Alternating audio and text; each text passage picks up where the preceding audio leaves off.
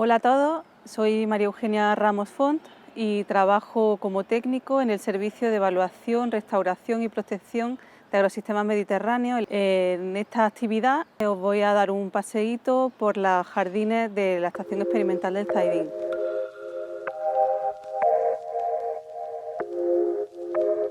Se ubica en un palacete de finales del siglo XIX, que podemos ver aquí detrás, que construyó un empresario del azúcar de la remolacha para su amante. Estaba rodeada totalmente de huertas y de jardines que actualmente han sido ocupadas por los distintos edificios de la estación y por los jardines que vamos a ir comentando a continuación.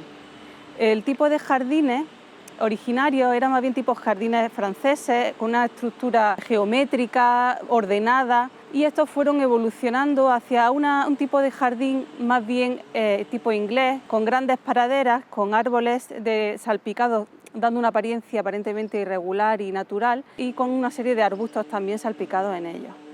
Vamos a comenzar con las palmeras. Son un elemento casi esencial en cualquier jardín mediterráneo y las podemos encontrar tanto aisladas como formando avenidas, como es aquí en este caso. Como sabemos o hemos podido observar en todos nuestros jardines, están gravemente amenazadas por un escarabajito que se llama el picudo rojo, que llegó en el año 1994 en Almuñécar en un barco cargado de palmeras procedentes de África, del norte de África, aunque la plaga es originaria de Asia tropical.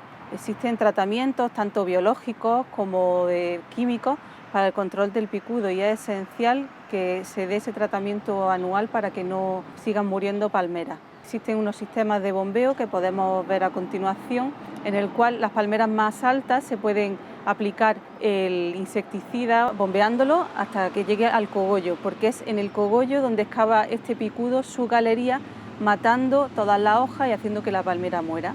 Otra especie característica de estos jardines y de otros muchos de nuestras ciudades, igualmente de las calles, son los plátanos de paseo o plátanos de sombra, que reciben ese nombre curioso no porque tengan nada que ver con las frutas, sino porque su nombre científico es Platanus.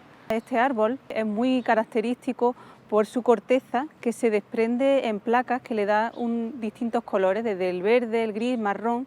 El único problema que tienen estos árboles es que pueden ser muy alergógenos para ciertas personas, sobre todo en la época de la floración o incluso los frutos, que son esas grandes bolas que luego se caen y se desprenden y forman unas pelusillas que pueden ser problemáticas para las personas alérgicas.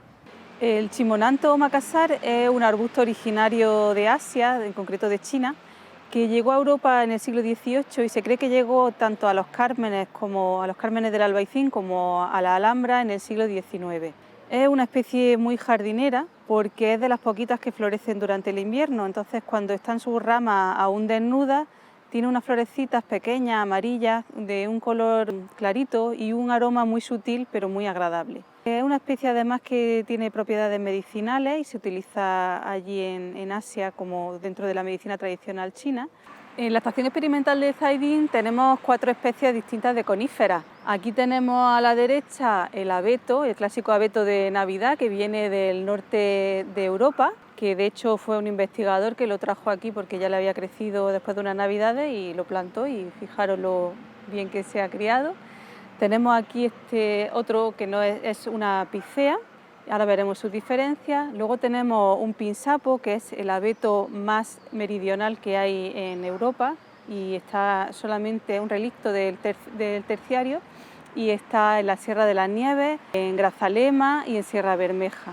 Luego también tenemos el ciprés con 2 variedades, el Cupressus sempervirens, el clásico que se forma es vertical y es con el que se forman los setos, y luego tenemos la variedad horizontal, que es ese con las ramas más abiertas y desparramadas. Pues vamos a ver las diferencias que hay entre el abeto y la picea. En el abeto tenemos las piñas erectas, se puede ver allí en la punta, mientras que en la picea las piñas son péndulas. Además, los colores, fijaros que este es un color verde más prurinoso, un verde más azulado, mientras que el abeto tiene un verde más oscuro y no tiene esos matices azulados. ¿Cómo podemos distinguir el abeto del pinsapo? Pues lo vamos a ver cortando una de las ramitas. El pinsapo, al igual que los otros 2 abetos que hemos visto antes, tiene esa estructura característica piramidal. ¿Cómo podemos diferenciar el abeto blanco del pinsapo? Pues muy sencillo. Hemos cogido antes esta ramita, ¿verdad? Entonces la vamos a comparar con la otra ramita. Lo primero que notamos es que esta no pincha, tiene las puntas romas y no pincha. Cuando cogemos el pinsapo nos pinchamos un poquito. Y luego aparte la disposición de la hoja, en este caso, si la vemos así, es como más planita por aquí y aquí semicircular, mientras que en el pinsapo se disponen alrededor completamente del tallo, dando un aspecto más circular. Así que si alguna vez nos quieren engañar y decir que tienen un pinsapo en el jardín, cuando en realidad lo que tienen es un abeto, ya sabemos el truco.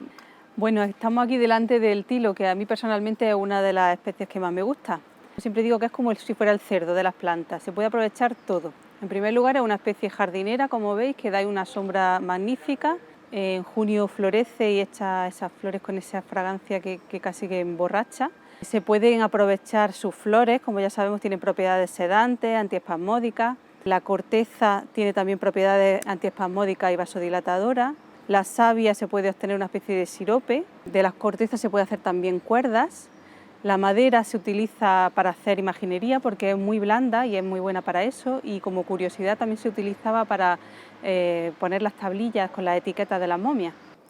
El Ginkgo biloba es una especie originaria de China, aunque se cultiva desde hace miles de años tanto en China como en Japón. Es una planta que es sagrada para los budistas y por eso la vamos a encontrar en los templos y en los cementerios. Una de las cosas más interesantes es que es una planta que se dice que es un fósil viviente, porque esta especie data de hace 180 millones de años. Actualmente se utiliza sobre todo en jardinería, también se utiliza por parte de los asiáticos como consumo, porque es una especie curiosa, porque tiene un pie masculino y un pie femenino. El pie masculino es el que se suele plantar en jardinería, pero el femenino produce una almendra con una cáscara por fuera que tiene un olor muy desagradable, por eso no se suele utilizar en jardinería. Pero cuando se cuece o se tuesta esa almendra, es muy rica, le suele gustar bastante a los asiáticos y parece que tiene propiedades medicinales, incluso se utiliza para después de la resaca. Aparte, las hojas son utilizadas por la industria farmacéutica como vasodilatadores, antihemorroidales y también como protector capilar. El timbó colorado es una de las especies más exclusivas que tenemos aquí, ya que es una especie que, aunque es originaria de Bolivia, de Paraguay, de Argentina, de Brasil, esta especie la trajo un estudiante de Latinoamérica y, como veis, se ha adaptado muy bien porque vino en forma de semilla y se ha hecho un árbol inmenso. Y tiene la peculiaridad de que es una especie de leguminosa, de la misma familia de la acacia. Y lo que tiene de curioso este árbol es que se dice que es caduco tardío, y en nuestro hemisferio significa que tira la hoja en marzo y la vuelve a echar en mayo. Entonces es muy curioso porque todos los años los investigadores que son más observadores están... de pronto le dicen al jardinero: hay que ver, esta planta parece que se está muriendo, a ver qué se le puede hacer, y él pues todos los años tiene que explicar lo mismo, que es que tira la hoja en el mes de marzo. A mí me gusta bromear con que todavía no se ha enterado que ha cambiado de hemisferio. El falso pimentero es una especie originaria de México hasta el norte de Chile, toda esa zona. Pertenece a la familia del pistacho, del lentisco, del terebinto en nuestra flora, y se llama falso pimentero porque produce un tipo de pimienta que todos conocen o hemos consumido alguna vez, que es la pimienta rosa. Algunas veces se intenta engañar y dar la pimienta rosa como la pimienta auténtica, pero también es un tipo de pimienta que se comercializa. Una curiosidad que tiene es que cuando hace calor y cortan la hoja en trocitos y las ponen sobre un platito con agua, las hojas empiezan a moverse como locas, como si estuvieran vivas, y eso se debe a que tiene una sustancia hidrófuga que hace que repelan el agua y se impulse la hoja, y es bastante divertido verlo en acción.